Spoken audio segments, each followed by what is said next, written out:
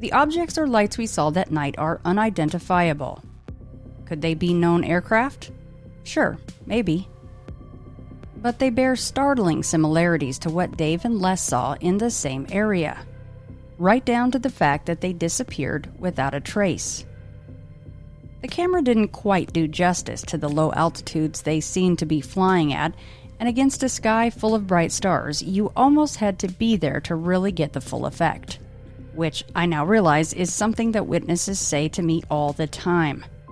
You had to be there to understand it. So, I've finally seen something that I can't identify. I'm still trying to make sense of where it came from or what it was. Did it come from one of those rumored military bases? Or is it simply a test aircraft running maneuvers? If it's not of this Earth, then what is it doing here? Is there something in this particular area drawing it in?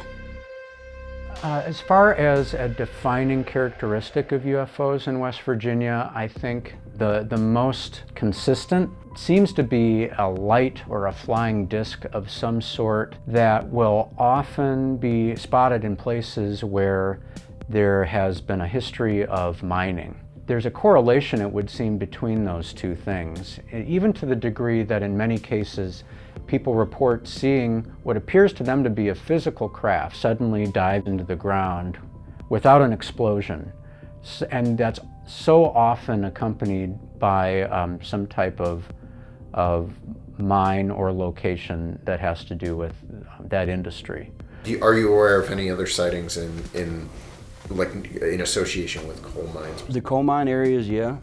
I mean, there's even one that come from the Kanawha area of the valley where, is it 2012, I believe it was, or 2013, where several people say they saw these large black triangles, like 3 in a row, cross over this coal mine. Have you taken many or any reports? Have you heard of any reports? It doesn't matter if you've taken it or not. I'm just asking general, that tie together UFO sightings in coal mines. We do have mines, and we do have episodes of high strangeness that do occur around these things. So if there's an episode of high strangeness, that's sometimes related to UFOs. It's related to other things too, but you have to look at those. The reports that we've all taken were actually in correlation with the power plants in the Chemical Valley. Oh, you're talking about... I'm talking about the big... You're talking about the nukes. Yeah, that's a whole different story. That's not necessarily the power plants. Yeah, that's not power plants.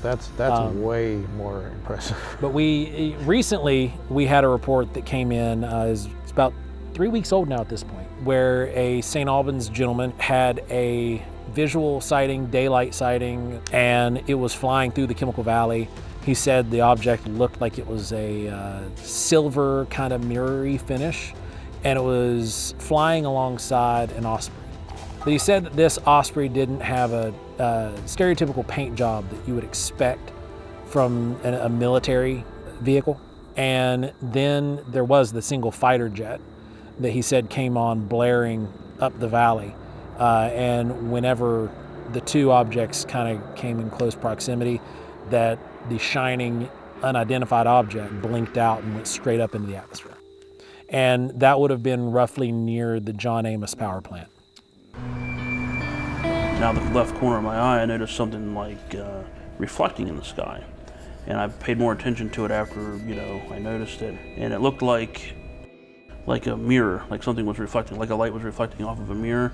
And there may or may not have been smaller, like little detail, like where it might have been multiple different lights, or it might have been different panels of something reflective.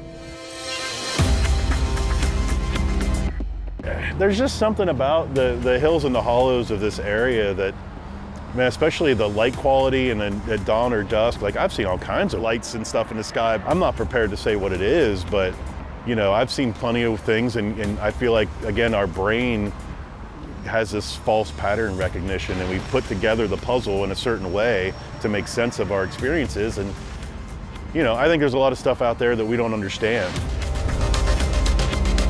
It could be, it is a sacred area, especially the Ohio Valley, among the Native American tribes. It was also an area that they were afraid of for some reason, and they considered it cursed in some way. The Appalachian Mountain Range is the oldest mountain range in the world. It's a landmark that hasn't really changed other than the fact that it's been eroded and weathered away. But the course is still here. It's a known target range.